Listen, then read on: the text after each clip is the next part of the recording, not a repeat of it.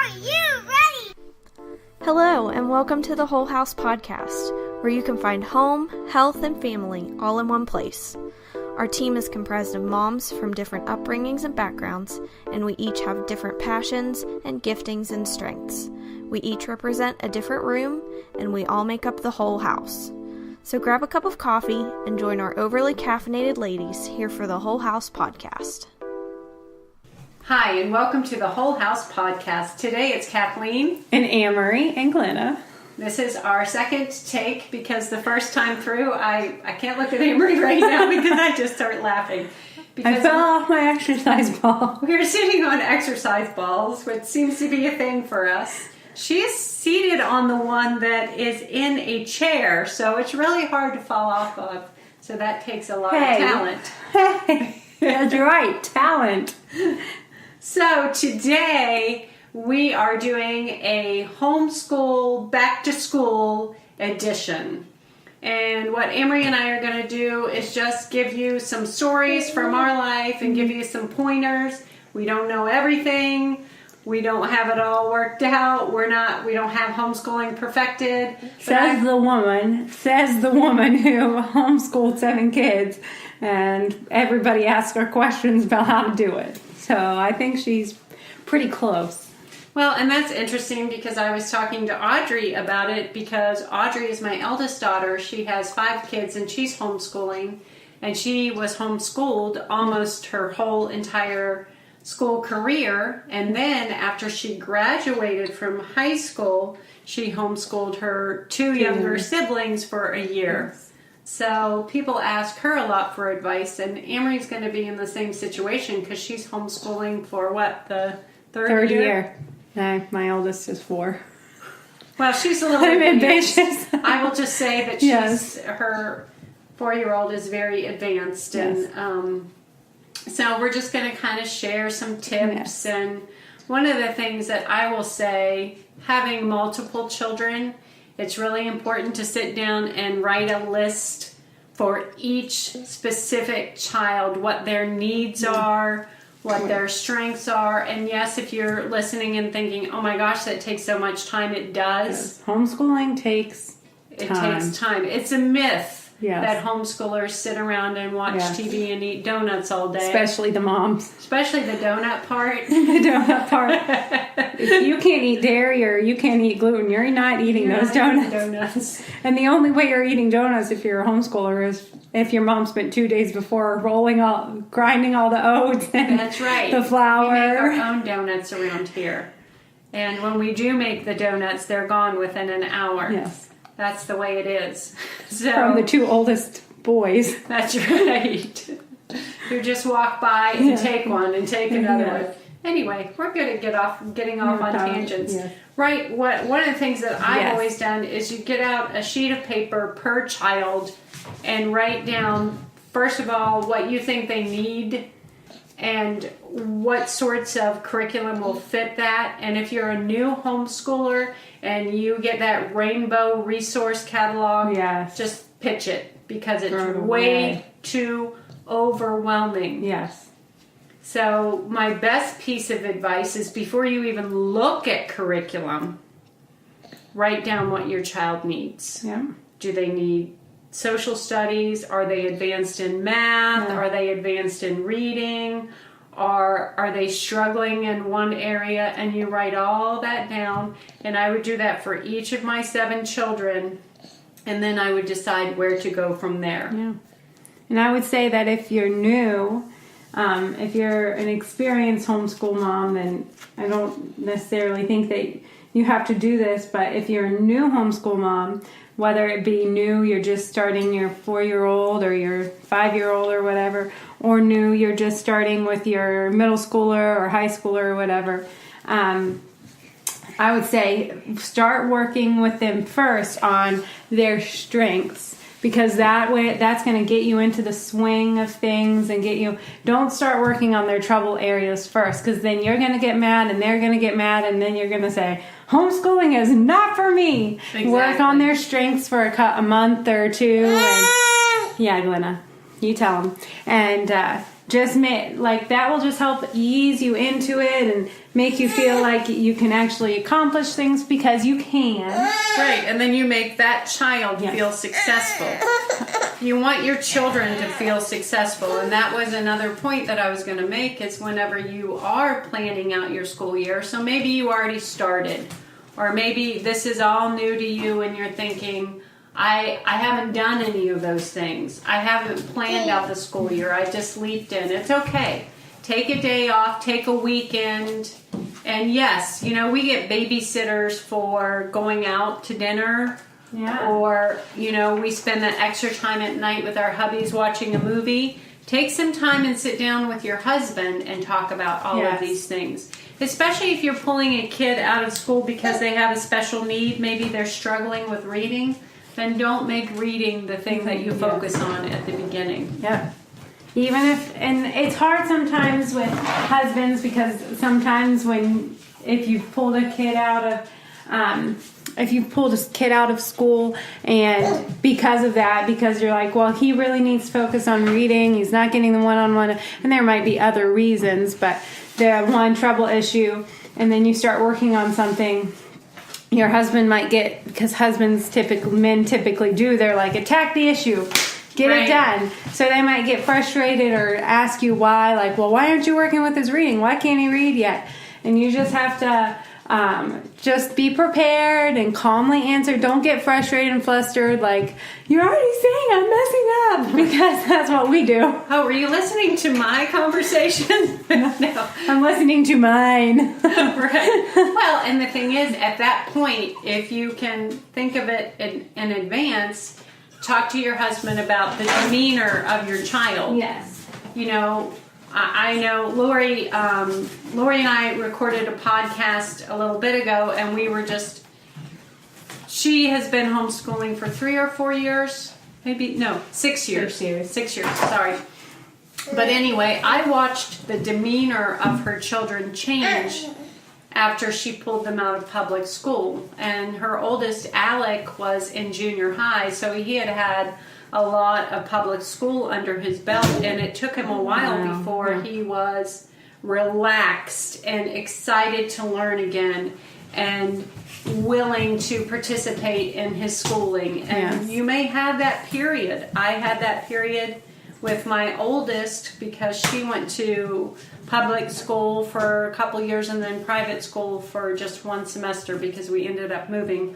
But anyway, we're doing a whole podcast about that, pulling kids out of public school and then turning to homeschooling. So I won't get too much into that. But there will be that season of them saying, well, that's not the way we did it at school, or that's not what my teacher did. So if you're experiencing that and this is your first year homeschooling, that's perfectly normal.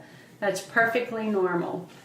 So the point that I was making is having that plan for each of your kids and then picking out your curriculum from there. I think a lot of people pick out their curriculum and try to shove their kids into that.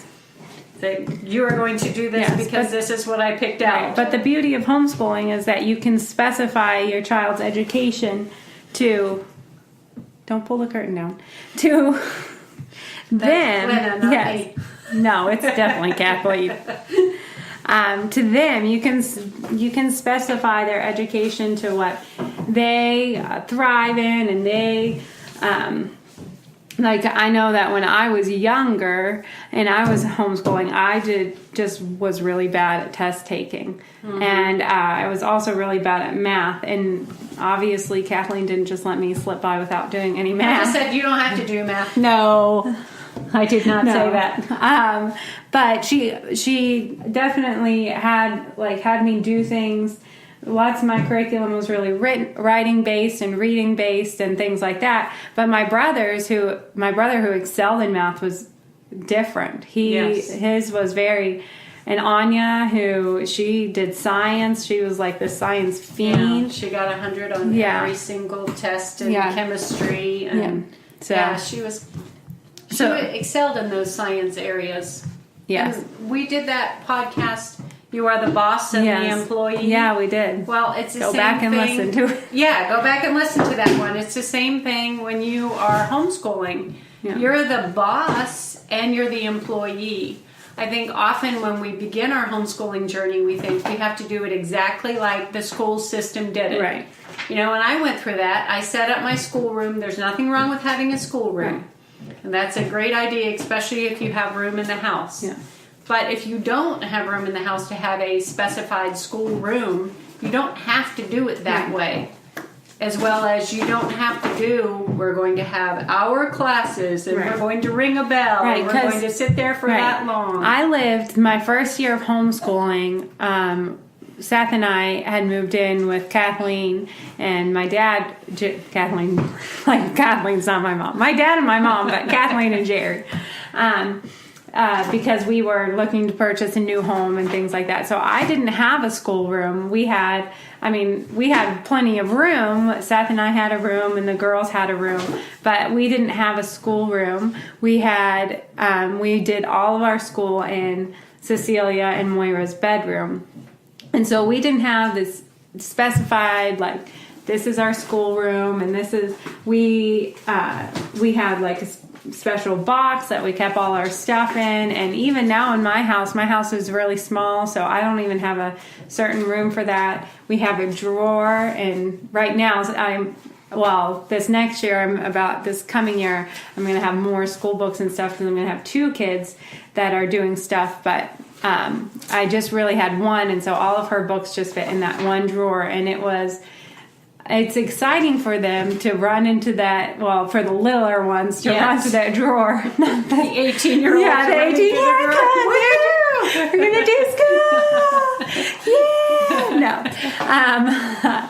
It's always exciting for her to run to the drawer and to get all of the stuff out. But so yes, if you have the schoolroom, like that's my dream, to have a schoolroom and to And you are blessed. Yes.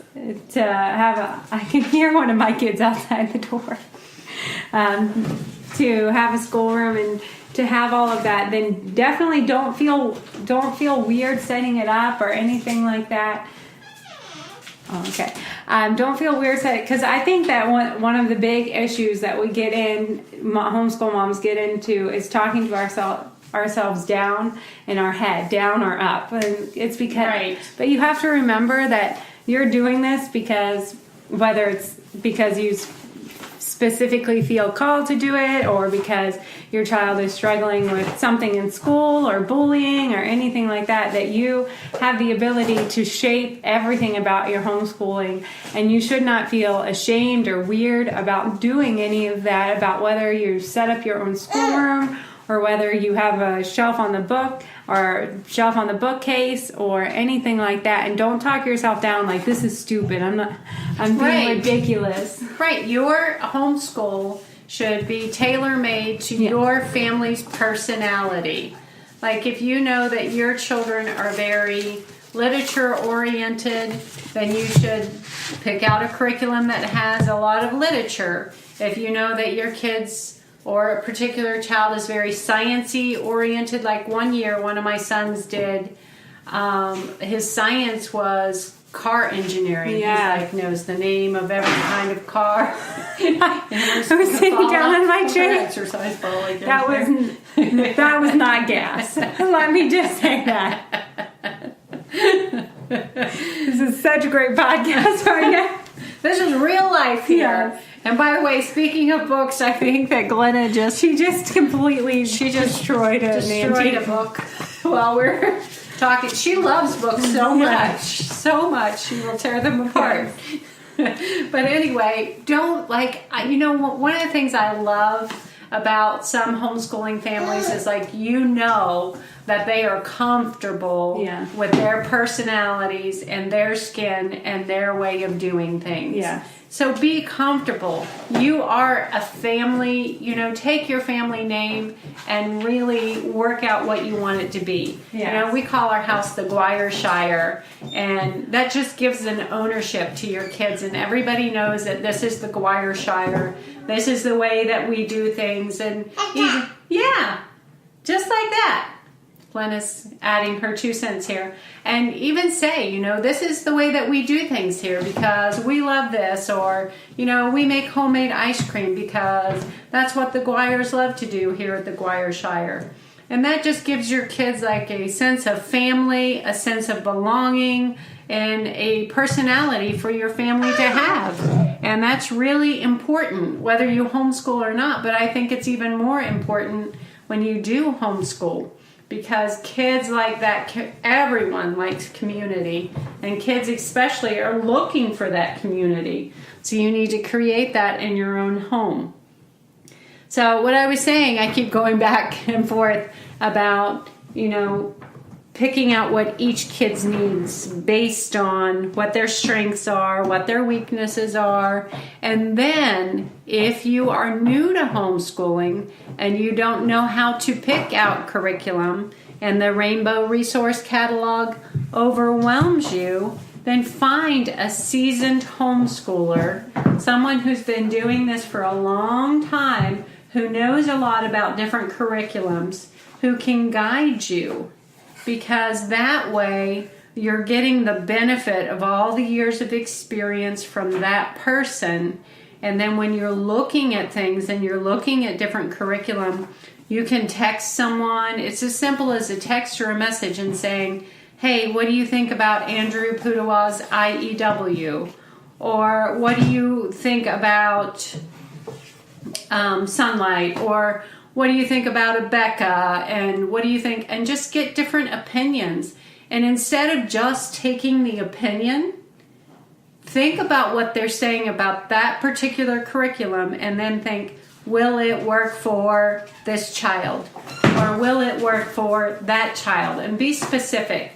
Because the truth is, you know your child better than anybody. You know what their strengths are, you know what their weaknesses are, you know what their likes are, you know if they're going to do better with a colored workbook, with pictures, or if they'll do better with black and white. You know if they're going to be able to do 50 math problems, or you need a curriculum that doesn't give quite so many. Right. So you know.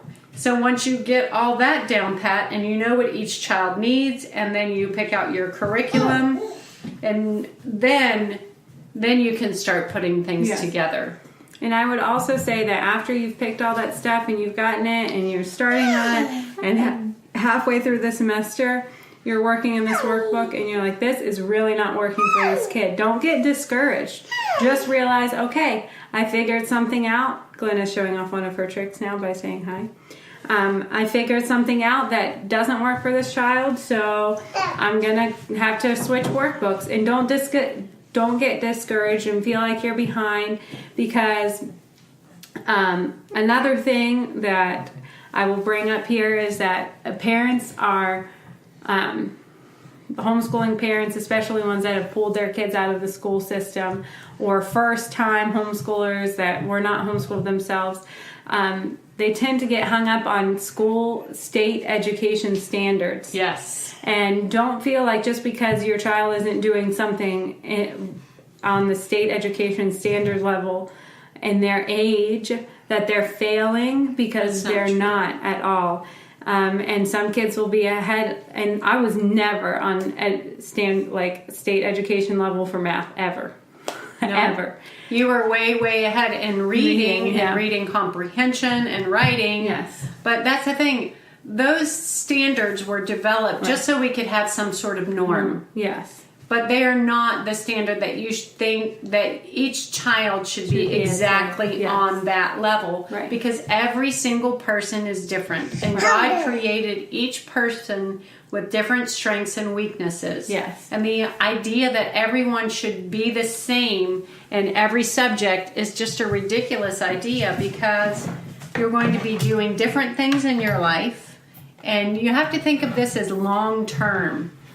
Right. What is your long-term goal is to educate your child and make sure that they not only love learning, but are able to research and learn on their own. Yes. And that they're ready to develop into mature adults. Yes. So part of schooling is, Lori and I did a whole podcast on homeschooling as a lifestyle, because part of schooling is teaching your child how to become an adult. Yes. How to cook, how to clean, how to take care of things, how to work on a car. Yes. All those sorts of things. Grocery shopping. Right. How to make a grocery list. How to, all those kind of things are. Right, and that was a checkbook. One of my goals when my kids graduated was that they knew how to cook some meals, they knew how to do the laundry, they knew how to clean the house, they knew how to make a grocery list, a menu plan, and shop, all those basic things. And if you don't teach your kids that and then they go to college, they're going to be so overwhelmed when they're thrown right into adulthood. Right. I don't want to throw Seth under the bus here, but okay. He did attend public school. He was never homeschooled. And his mom, just to make it more convenient for her, did their laundry and everything like that. Right. She taught them definitely value. I'm not trying to say Bambi is a bad mother, because she taught them very valuable life skills and all these kind of things. But laundry is just, Seth's like, he can't do it. Even now when I ask him to go put a load of laundry in, he doesn't know what to do. And so he would, while he was in college, he was one of those people who would bring all his laundry. He'd have to call his mom. He went to school 5 hours away. And he would have to call his mom and say, I have to come home because all my clothes are dirty. Gravy. And so she would have to pay his gas for him to come all the way down and do his laundry. So learn from Seth's lesson. Teach your kids how to do their own laundry. Yes. And you're never too young to learn. No. You can have, an infant who can barely stand up and throw things in the dryer with you standing there, obviously. Yes. Because they think that's great fun. Yes. And a little one who's 2 or 3 can sort socks. Right. These are the colors, these are the whites. And they think it's fun. They think it's hilarious. They can vacuum a 2-foot square, which is usually how they start. They want to vacuum, and they vacuum a 2-foot square, and they're like, I'm done. Yeah. And say, for 30 minutes. Great job. Yeah. For 30 minutes. For 30.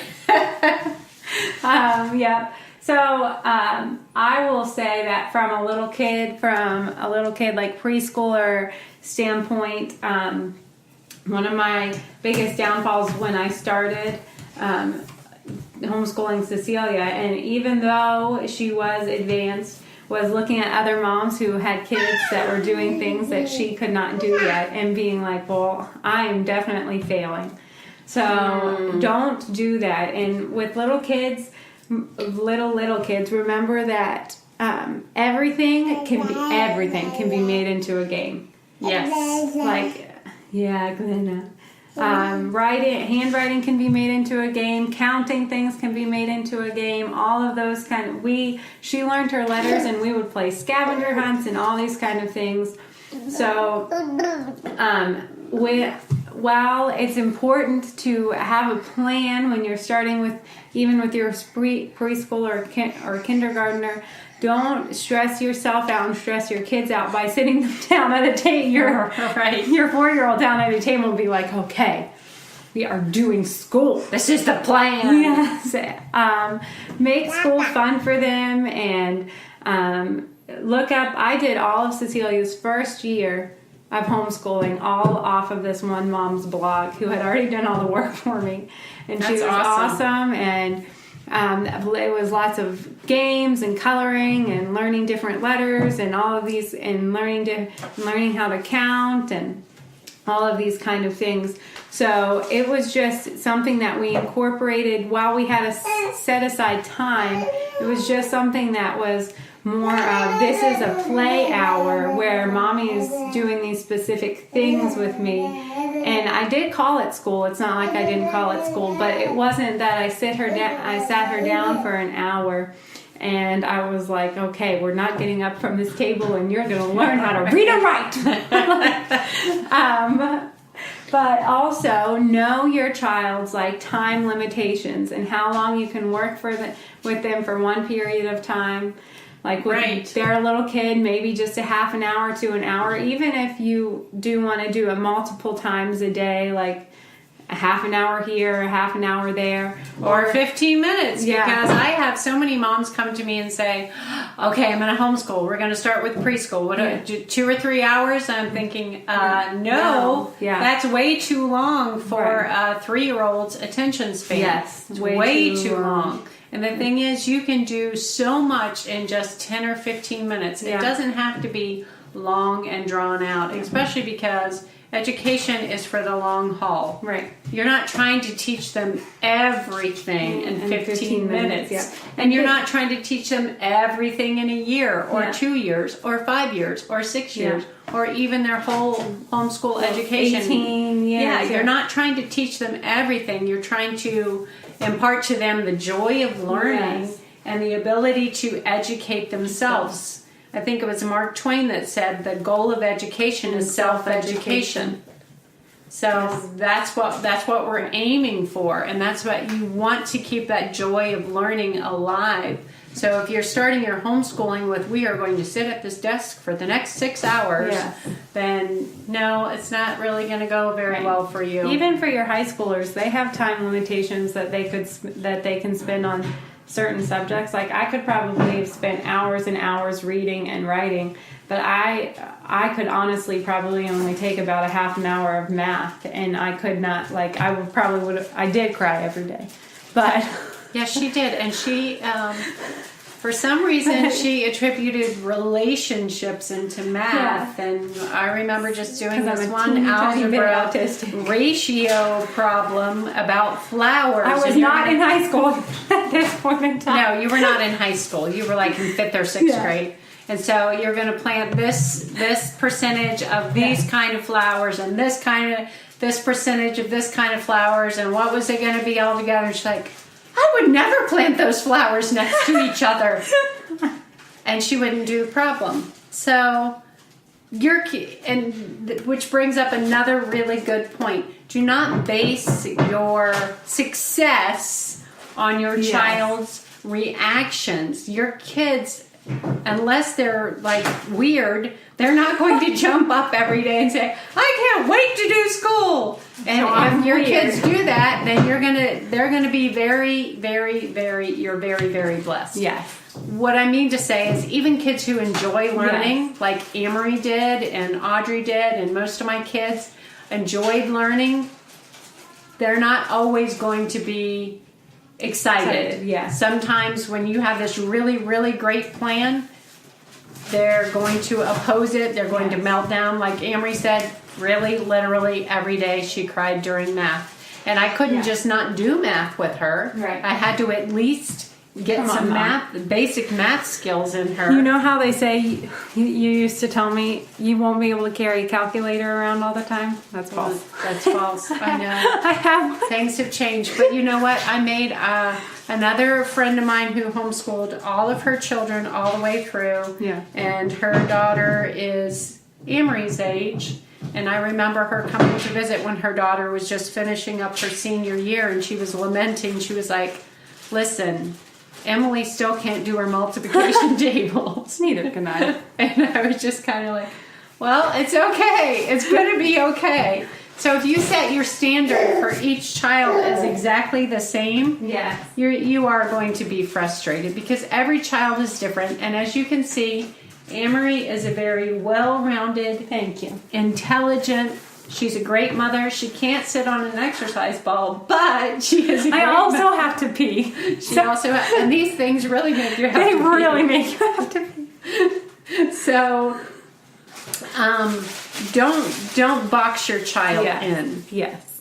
You know, find out what their strengths are. Another thing is, if any of you know my daughter Audrey, she is also a writer. Yeah. And whenever she got to the high school years, she would literally spend 3 or 4 hours of her homeschooling day writing. Yeah. She got her other things done, and that's what you have to do. You have to capitalize on those strengths, because those strengths are what is going to lead them through the rest of their life. Right. So let's summarize real quick.